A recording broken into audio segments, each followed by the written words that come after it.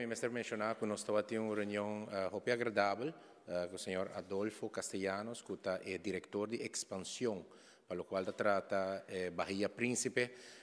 Essa aqui está passo mais na direção positivo para finalmente nos conhecer desenvolvimento hoteleiro allá na San Nicolás. Depois de esforço grande do colega Otmar Odiber, ministro de Turismo, a la vez colega de ministro de Economia, senhor Mike de Mesa,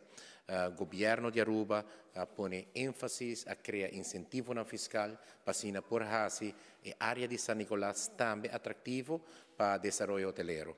Para que essa aqui está uma boa notícia para o nosso país, para motivo que, de caso aqui, a reunião de abetarri vai a situação laboral na Aruba, na requisito que nós temos para o mercado local, por bem, na remarca, primeiramente, para o aspecto de construção de hotel aqui, nós estamos falando de uma fase importante inicial de mais ou menos entre 300 a 500 câmaras, de um período de construção que vai durar mais ou menos 20 lunas, na onda que ronde 600 a 800 pessoas do mercado local, lo por haya um emprego no mercado de construção.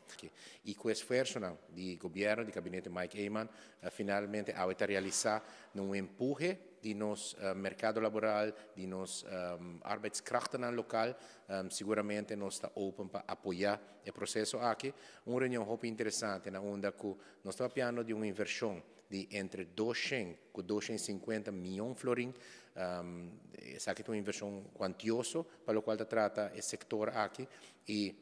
naturalmente não nos dúvida que no momento que a apertura guarda realizar o projeto aqui, nós estamos falando de uma quantidade de 1.000 pessoas que vai trabalhar no hotel aqui. Nós estamos falando de mais ou menos 1.000 para 1.200 pessoas que lo por guarda emplear. Naturalmente, com a dinâmica do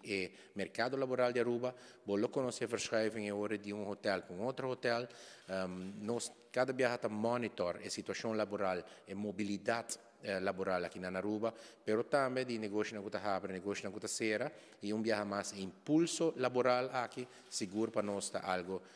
chamativo, está algo muito atrativo, e para tal motivo, a Mainta, nossa firma é site letter, junto com o colega Otmar Odiber, junto com o colega Mike de Mesa, junto com o ministro Sivenger, também com o ministro de Infraestrutura, nossa firma é site letter para assinar cooperação no grupo Pinheiro, no grupo de Bahia Príncipe, que é uma inversão interessante mais para Aruba.